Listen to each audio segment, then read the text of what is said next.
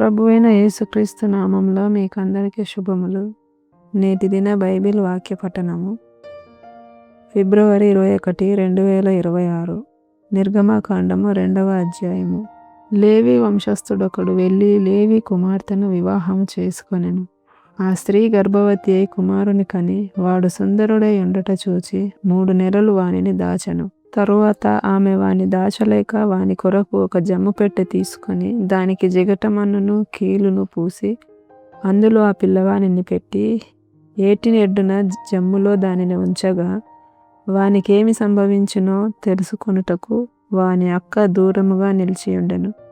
ఫరో కుమార్తె స్నానం చేయుటకు ఏటికి వచ్చెను. ఆమె పనికత్తెలు ఏటి ఒడ్డున నడుచుచుండగా ఆమె నాచులోని ఆ పెట్టెను చూచి తన పనికెత్తెనొకతను పంపి దాన్ని తెప్పించి తెరచి ఆ పిల్లవాని చూచినప్పుడు ఆ పిల్లవాడు ఏడ్చుచుండగా చూచి వాని యందు కనికరించి వీడు హెబ్రీయుల పిల్లలలో నొకడనెను. అప్పుడు వాని అక్క ఫరో కుమార్తెతో నీ కొరకు ఈ పిల్లవాని పెంచుటకు నేను వెళ్ళి హెబ్రీ స్త్రీలలో ఒక దాదిని పిలుచుకొని వత్తునా అనెను. అందుకు ఫరో కుమార్తె వెళ్ళుమని చెప్పగా ఆ చిన్నది వెళ్ళి ఆ బిడ్డ తల్లిని పిలుచుకొని వచ్చెను. ఫరో కుమార్తె ఆమెతో ఈ బిడ్డను తీసుకొని పోయి నా కొరకు వానిని పాలిచ్చి పెంచుము, నేను నీకు జీతం ఇచ్చేదనని చెప్పగా ఆ స్త్రీ ఆ బిడ్డను తీసుకొని పోయి పాలిచ్చి పెంచెను. ఆ బిడ్డ పెద్దవాడైన తరువాత ఆమె ఫరో కుమార్తె యొద్దకు అతని తీసుకొని వచ్చెను. అతడు ఆమెకు కుమారుడాయెను. ఆమె నీటిలో నుండి ఇతని తీసి తినని చెప్పి అతనికి మోషే అని పేరు పెట్టెను. ఆ దినములలో మోషే పెద్దవాడై తన జనుల యొద్దకు పోయి వారి భారములను చూచెను. అప్పుడతడు తన జనులలో ఒక హెబ్రీయుని ఒక ఐగుప్తీయుడు కొట్టగా చూచెను. అతడు ఇటు అటు తిరిగి చూచి ఎవడునూ లేకపోగా ఆ ఐగుప్తీయుని చంపి ఇసుకలో వాని కప్పి పెట్టెను. మరునాడు అతడు బయట నడిచి వెళ్ళుచుండగా హెబ్రీయులైన మనుషులిద్దరూ పోట్లాడుచుండిరి. అప్పుడు అతడు అన్యాయం చేసిన వాని చూచి నీవేళ నీ పొరుగువాని కొట్టుచున్నావని అడుగగా అతడు మా మీద నిన్ను అధికారినిగాను తీర్పరిగాను నియమించిన వాడెవడు?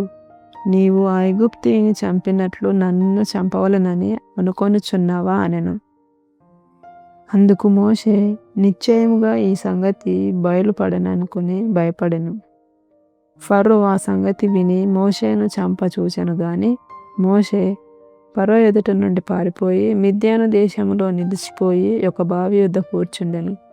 మిద్యాను యాజకునికి 7 కుమార్తెలుండిరి.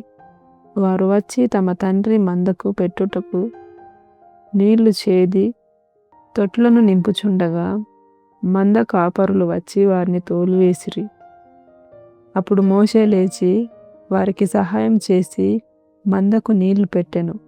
వారు తమ తండ్రి అయిన రగూయేలు నొద్దకు వచ్చినప్పుడు అతడు నేడు మీరింత త్వరగా ఎట్లు వచ్చితిరనెను. అందుకు వారు ఐగుప్తీయుడొకడు మంద కాపర్ల చేతిలో నుండి మమ్మను తప్పించి వడిగా నీళ్లు చేది మన మందకు పెట్టెననగా అతడు తన కుమార్తెలతో అతడెక్కడ ఆ మనుషుని ఎలా విడిచి వచ్చితిరి? భోజనమునకు అతని పిలుచుకొని రండెనెను. మోషే ఆ మనుషునితో నివసించుటకు సమ్మతించెను. అతడు తన కుమార్తె అయిన సిప్పోరాను మోషేకిచ్చెను. ఆమె ఒక కుమారుని కనినప్పుడు మోషే నేను అన్యదేశములో పరదేశినై ఉంటిననుకొని వానికి గెర్షోము అని పేరు పెట్టెను. అలాగున అనేక దినములు జరిగిన మీదట ఐగుప్తు రాజు చనిపోయెను. ఇశ్రాయేలీయులు తాము చేయుచున్న వెట్టి పనులను బట్టి నిట్టూర్పులు విడిచిచు మొరపెట్టుచుండగా తమ వెట్టి పనులను బట్టి వారు పెట్టిన మొర దేవుని యొద్దకు చేరెను. కాగా దేవుడు వారి మూలుగును విని అబ్రహాము ఇస్సాకు యాకోబులతో తాను చేసిన నిబంధనను జ్ఞాపకము చేసుకొనెను. దేవుడు ఇశ్రాయేలీయులను చూచెను. దేవుడు వారి యందు లక్ష్యముంచెను.